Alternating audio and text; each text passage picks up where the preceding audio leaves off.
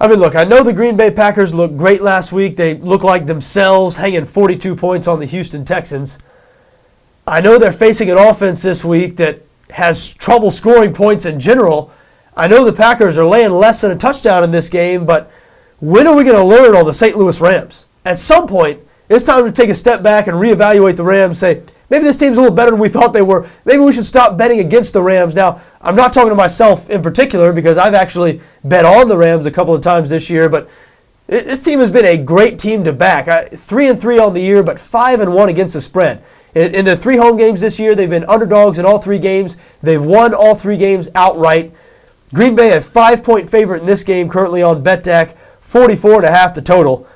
The public loves Green Bay this week. Out in Vegas, the public money has been pouring in on Green Bay all week. And like I said, it's easy to see why. We've seen the Green Bay Packers and what they are over the last couple of years, an elite team. Now, they haven't been the same team, at least through the first 5 weeks of this season. We were wondering what was wrong with this offense. Greg Jennings, their best wide receiver, has been injured, but still seemed to be something maybe deeper than that. Aaron Rodgers hadn't been able to find his rhythm. They most definitely found that rhythm last week. So I understand why a lot of people think, hey, Green Bay -5, what an opportunity here on the road in St. Louis. But let me tell you what, on the road in St. Louis has been a place where dreams have gone to die this year. This Rams team extremely tough, especially on defense, especially in the secondary. I think the Packers are going to find out that the Rams are in the secondary what a lot of people thought the Texans were. I think the Texans were a little bit exposed last week, their pass defense anyway.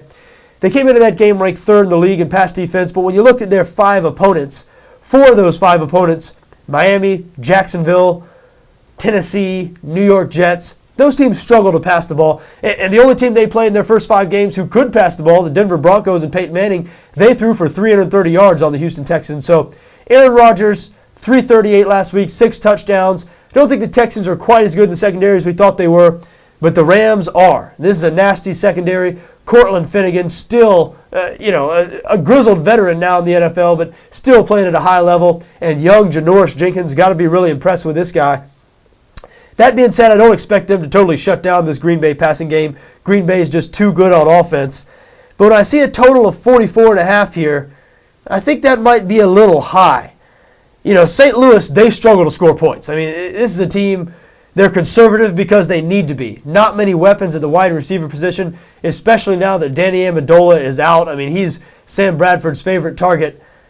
Sam Bradford just doesn't have a lot of weapons to work with, and the jury's out on Bradford himself. Now, St. Louis has run the ball better this year, but still, you don't look for them to put up a whole lot of points against Green Bay this week. And if St. Louis has a chance in this game, they're going to have to keep it low scoring. It's going to have to go under 44.5, I think, if the Rams have any chance of winning this game. And I think it might go under 44.5. As a matter of fact, that is my favorite bet of this game. Not sure if I'm going to make that one of my official picks that we post on Saturday. Listen, again, I understand the Green Bay love. I understand why, hey, let's jump on the Packers. And I'm not going to bet on St. Louis this week. I've backed St. Louis at home a couple of times this year as underdogs, but I'd be scared of what I saw. If I was a St. Louis Rams fan or a St. Louis Rams bettor, I'd be scared of what I saw last week out of Green Bay, as well. I mean, if Green Bay puts up 35 or 40 points, they put up 42 on Houston last week, they're going to cover 5 because St. Louis is not going to be able to score enough to keep up with them. But I think this game is going to be one of those ugly, low-scoring games that the Rams have specialized in this year. You'd have to say Green Bay is probably going to win the game, but I would not feel comfortable laying those 5 points. As I said, my recommendation in this game, my favorite bet, is under 44.5.